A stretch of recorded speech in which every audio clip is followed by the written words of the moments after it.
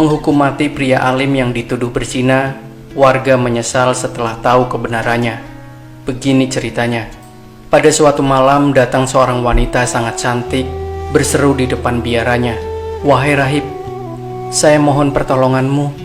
Demi Tuhan yang engkau sembah, berilah aku tempat bermalam, karena rumahku sangat jauh."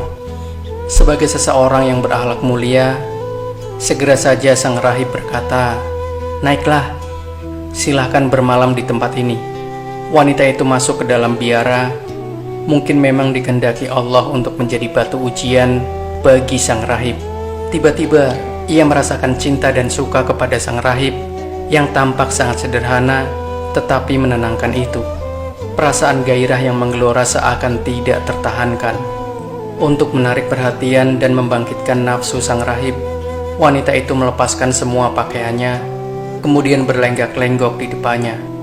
Sang rahib segera menutup matanya dengan kedua tangannya dan berkata, "Kenakanlah kembali pakaianmu, janganlah telanjang." Wanita itu berkata, "Saya sangat ingin bersenang-senang denganmu malam ini." Bagaimanapun juga sang rahib itu masih lelaki yang normal. Nafsunya terbangkitkan ketika sepintas melihat keindahan tubuh dan mendengar keinginan wanita itu. Karena itu terjadi perdebatan di dalam dirinya antara akal sehat, kalbunya, dan nafsunya. Dan dengan kehendak Allah, wanita itu bisa mendengarkan perdebatan tersebut. Akal sehatnya berkata, "Bertakwalah kepada Allah." Sang nafsu berkata, "Ini kesempatan emas. Kapan lagi engkau bisa bersenang-senang dengan seorang wanita yang secantik ini?" Akal sehatnya berkata, "Celaka dirimu, engkau akan menghilangkan ibadahku dan akan merasakan kepadaku pakaian aspal dari neraka. Aku khawatirkan atasmu siksaan api neraka yang takkan pernah padam, siksaan yang tidak pernah terhenti, bahkan lebih berat dari semua itu. Aku sangat takut akan kemurkaan Allah dan kehilangan keridhoannya." Tetapi sang nafsu terus saja merayunya untuk mau melayani keinginan wanita cantik itu. Ia terus merengek-rengek seperti anak kecil yang minta dibelikan es oleh ibunya. Akal sehatnya hampir tak mampu lagi mencegah rengekan sang nafsu itu.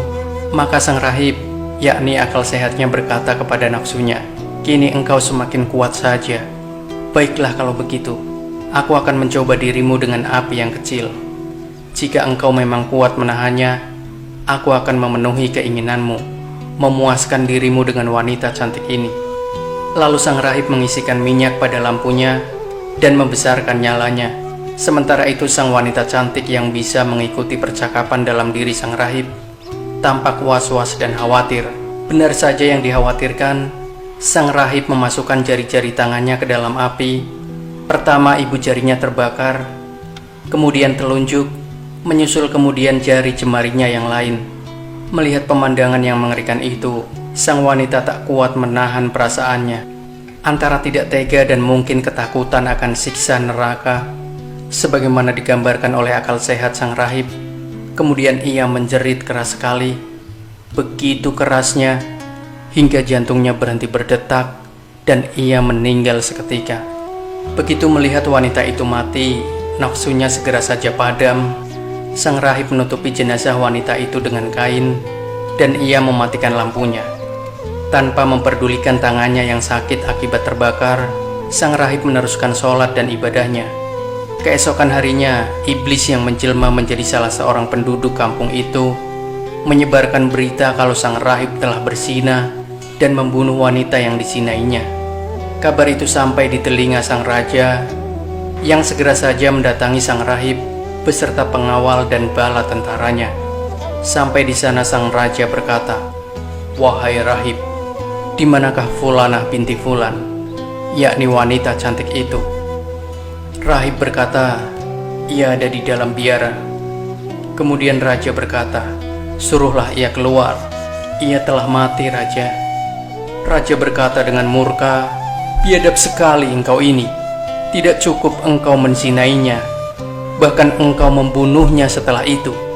Maka raja memerintahkan pengawalnya untuk menangkap dan mengikat sang rahib tanpa mau mendengarkan alasan dan penjelasannya lebih lanjut. Mungkin fitnah yang disebarkan oleh iblis yang berupa sebagai penduduk kampung itu begitu hebatnya sehingga sang raja tidak lagi mau mendengar penjelasan peristiwa itu dari sisi sang rahib. Mereka membawanya ke alun-alun di mana hukuman biasa dilaksanakan. Jenazah wanita itu dibawa serta seolah-olah sebagai saksi atas kejadian yang dilakukan kepadanya. Dengan kaki, tangan, dan leher terikat, sang algojo meletakkan gergaji di atas kepalanya. Ketika gergaji mulai membelah batok kepalanya, sang rahib sempat mengeluh pelan. Seketika itu Allah memerintahkan malaikat Jibril turun ke bumi sambil berfirman, "Katakan kepada rahib itu, janganlah mengeluh untuk kedua kalinya, karena sesungguhnya aku melihat semua itu. Katakan juga kepadanya bahwa kesabarannya sejak ia digoda sang wanita cantik hingga saat itu telah membuat penduduk langit menangis. Begitu juga dengan Hamalatul Ars, malaikat penyangga Ars. Demi kemuliaan dan kebesaranku, jika engkau mengeluh sekali lagi, tentulah akan aku binasakan langit dan aku longsorkan bumi."